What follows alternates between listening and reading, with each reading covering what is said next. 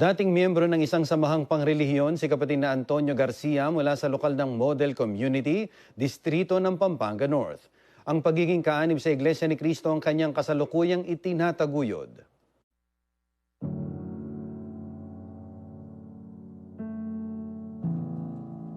Iglesia ni Manalo yan, hindi totoo yan. Ganun, binabara ko yan kasi nasa kapisanan no, dati kami, laban kami kay Iglesia ni Manalo nung araw.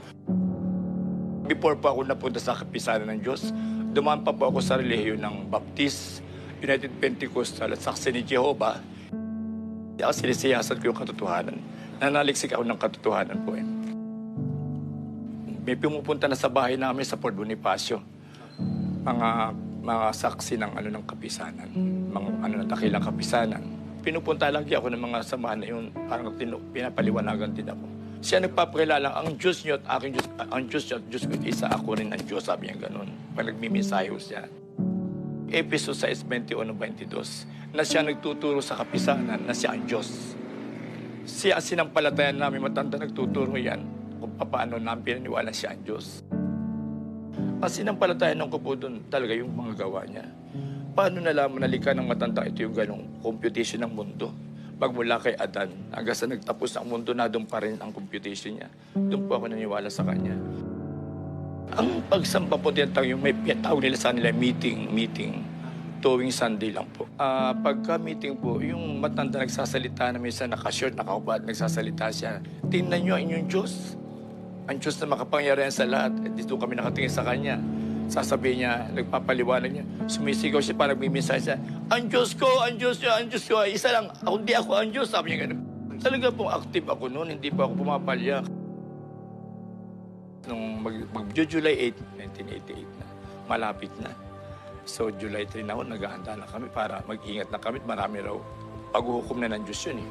Naibinta ko po lahat yung aring pangkabuhayan, pati bahay namin, yung ultimo. Lahat wala kami niligtas, kundi yung damit na puti lang. Kasi ang sabi, damit na puti lang.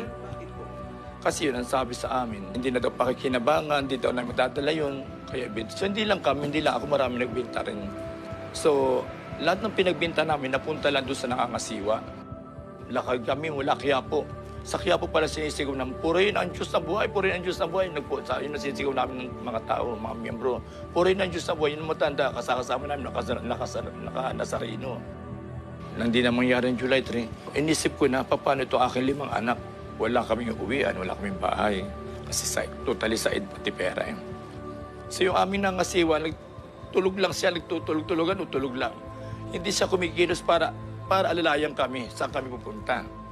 So, that time na yon, tuwing kakain kami, bagoong asin ng ulam kasi talaga daw ganun na buhay, nag-aaral na ang Diyos, puro kagipitan daw, kapagtitisan gano'n. Eh, siyempre mga anak ko di sanay sa mga bagoong. Sumisigaw na anak kong lalaki na, ako yung nasa isang tabi na lang, nagsasalita ako na isang tabi. Nagtatanong lagi ako sa Diyos, sabi ko, Panginoon, di ba sabi mo, ikaw ang Diyos sa narito may sa kapisanan ito. Ikaw ang Diyos ngayon na mag-ahari. Bakit pinabayaan niyo? Pinabayaan niyo po ako. Wala akong uwi ang bahay. Umiyak ako.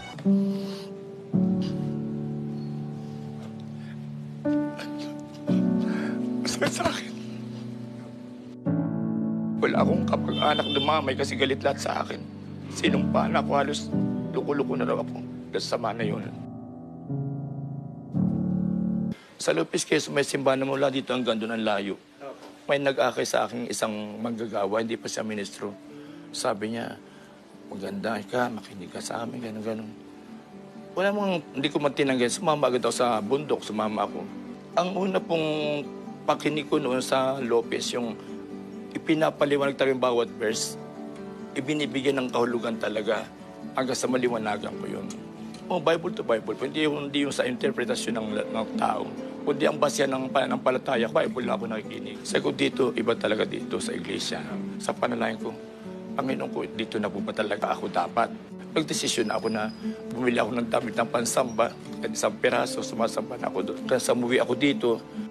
Nang una ko po makilala, kapatid na Antonio Garcia, siya po ay kasalukuyang sumasamba sa aming pong lokal. At napansin ko po na hindi po pamilyar. Kasi po ay agad kong kinausap at itinanong ko po kung taga saan po sila. At ang isinagot po nila sa akin, siya raw po ay kasalukuyang nakikinig na sa Iglesia ni Cristo doon nga po sa probinsya po ng Quezon. At naitanong ko rin po sa kanya kung siya po ba'y may balak pang bumalik po doon sa Quezon, sapagkat narito na rin daw po yung kanyang hanap buhay. Sabi niya, hindi na. At nang siya po'y nakikinig na ng mga aral na itinuturo po sa Iglesia ni Cristo, ay mababakas po sa kanyang itsura yung kanyang pagiging interesado sa mga salita na kanya pong napapakinggan. Palatanong ho siya tungkol sa aming mga pinag-aaralan. Sinasagot natin ito sa pamagitan po ng Biblia. At sa awat tulong po ng Diyos, siya po'y naliliwanagan at lalo pa pong nagiging interesado na lalo pa pong suriin ang Iglesia ni Cristo. Dito sa Iglesia po ni Cristo talagang inapaliwanag ng karunungan na yun ay hindi sa kanila at pinapanlaan talaga ng mga kapatiran na bigyan ng talino pa ng karagdagang akalaman yung na magtuturo. Kasi humihingi pa sa ng saklulo sa Diyos. Hindi niya sinabi, angkin na ako ang marunong. Nag-aral ako sa ganun sa iba ko narinig ng mga reliyon. Pinag-aralan daw nila. Kaya hindi ko may sipan na kahit sinong taong magaling, kahit pa sa Amerika nag-aral, hindi dapat paniwalaan kasi ikaw nagpapatuto sa sarili mo. Kaya dito ako nag-aral sa iglesia. At saka yung proseso po ng kabanalan sa pagsamba, babae at lalaki, hindi uso yung kwentuhan, basta pagpupo sa isang lugar na tahimikan lang hanggang sa dumating na yung magsasalita. Hindi po siya pumalya sa kanyang mga ginagawang pagsamba. Nakapag-anyaya na rin po siya ng mga makikinig sa mga aral po na itinuturo sa Iglesia ni Cristo. Katunayan po, ang una niya pong inanyayahan at sa kasalukuyan po ay tinuturuan na rin sa Iglesia ni Cristo ay ang kanyang mga mahal sa buhay. Ang ka-Anthony po kasi, hindi lang basta nakinig yan Talagang sinuri niya ang Iglesia ni Cristo. Pinag-aralan niya, pinakinggan niya talagang mabuti. At sa katunayan na siya po talaga'y mananampalataya na, sinasabuhay na po niya yung mga aral katulad halimbawa ng pagbabagong buhay, pag-iibigan bilang magkakapatid. Ang kagalakan ko po sa Panginoon, natitong ako sa iglesia, tunin ako iligtas po. Ano man po dumating na pagsubok, hindi naman bibigyan ng Diyos ng pagsubok na hindi ko makakaya.